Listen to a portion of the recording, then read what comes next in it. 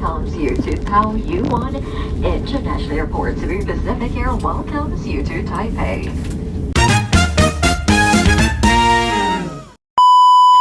It's me, your sandalang baba, ex-sandala, pero still kapilingon Japo ng kagwapa. As always naman, di ba? So for today's video, guys, may nagtanong kasi sa akin. Sabi niya, gawaan ko daw ng expenses or magkano yung na-budget ko sa travel namin ni Babe sa Taiwan, sa may Taipei. So syempre, now lang yung time ko na gawaan ng video. So eto na at ipapakita ko sa inyo yung total ng nagastos namin ni Babe sa Taiwan. So are you ready? So syempre, unang-una sa lahat, ang ticket. So hindi ka makakapunta ng Taiwan kung wala kay ticket. So guys, ang aming ticket is 13,865 pesos. Good for 2. Nabuko siya guys nung March 2026. Kaya napakamura niya lang ha. So kung ako sa inyo dapat mag-book kayo mga nasa ilang buwan pang pagitan para 'di ba mas mura yung ticket. Pero wait, yun siya guys, is ticket lang namin from Manila to Taipei, then Taipei to Manila. Hindi pa kasama yung ticket guys from Cotabato to Manila, then Manila to Cotabato. So, ang aming ticket guys is 11,289 pesos. May 20 kilos na siya na baggage from Jansan to Manila, then Manila to Jansan. Good for 2 na siya ha. Step 2. Nagpa-change kami guys ng pera ni Babe na worth of 10,000 pesos. So ang kanyang change is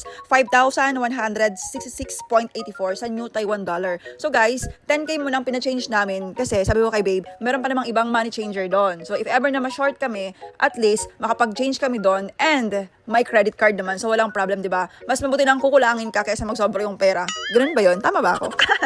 And guys, don't forget pala ha. Kami kasi ni Babe guys, bumili kami ng e-card. So yung e-card guys ay nasa airport lang mismo ng Taipei sa may 7-Eleven. So dalawang e-card guys kasi nga yun yung gamit namin ni Babe sa mga transportation. Step 3. So guys, usaping hotel tayo ngayon ha. So guys, nabuko pala yung aming hotel ni Babe sa may Klook Hotel Hub Shimen Inn.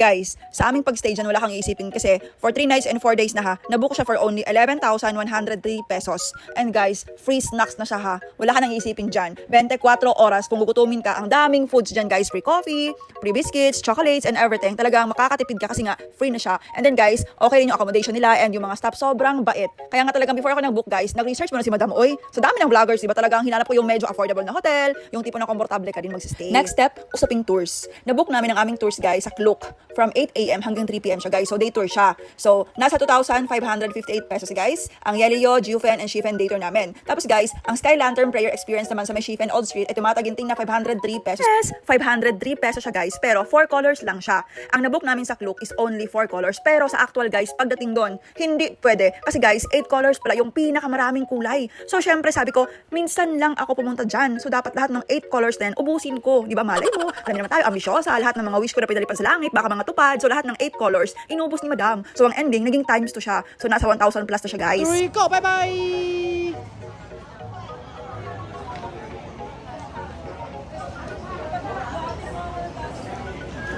Sobrang nag-enjoy kami ni Babe sa day tour guys kasi ang dami naming nagawa sa isang araw ha. Ay nako, parang sabi ko nga, hindi sayang yung DIY portion naming dalawa. Next step, usaping foods naman tayo. So guys, sa foods kasi, depende yan sa comfort nyo. Kami kasi ni Babe guys, ang first namin talagang ginawa, unang-una palang unang gabi, ay naggumalagala kami sa night market sa may Taiwan. Tapos, syempre, ang first naming tinikman, yung mga trending alangan, yung mga boba milk tea, yung mga noodles. Kasi guys, yan yung mga napapanood ko sa mga vloggers. And, ang dami dyang mga masasarap na mga foods guys sa paligid lang. Kaya nga, di ba lumabos si Madam kasi di ako kain ng kain doon. Kasi nga, ang point ko is minsan lang ako makapunta ng ibang bansa. So syempre, tikman yung mga foods na wala sa Pilipinas eh. Pero guys, talagang depende sa comfort nyo, paano kayo gumastos. So I think guys, affordable naman siya. So guys, ang aming nagastos ay 50,284. So guys, yan yung total ko. Hindi ko pa sinama yung kay Babe. Kasi nga gamit namin yung kanyang credit card sa mga foodings. Kasi sabi ko sa kanya guys, siya nang bahala sa ibang foods. O di ba dapat lang sa mga foodings, dapat lang na siya mapalamon sa akin. Yes! So guys, depende talaga yun sa comfort nyo, kung paano yung trip nyo sa mga foods. Pero for me ha, talagang budget friendly ang Taiwan. And I'm sure guys na kung kinaya ko man, kaya nyo rin. Basta abang-abang sa mga sale, like mga ticket, di ba? Tapos kung talagang marunong ka mag-budget, makakatipid ka. Basta guys, for me ha, mas the best ang DIY. Kasi talagang yung oras hawak mo, tapos mag-e-enjoy ka pa. So sana yung tanong nung nagtanong ay nasagot ko. So shout out pala kay Sergeant Nang.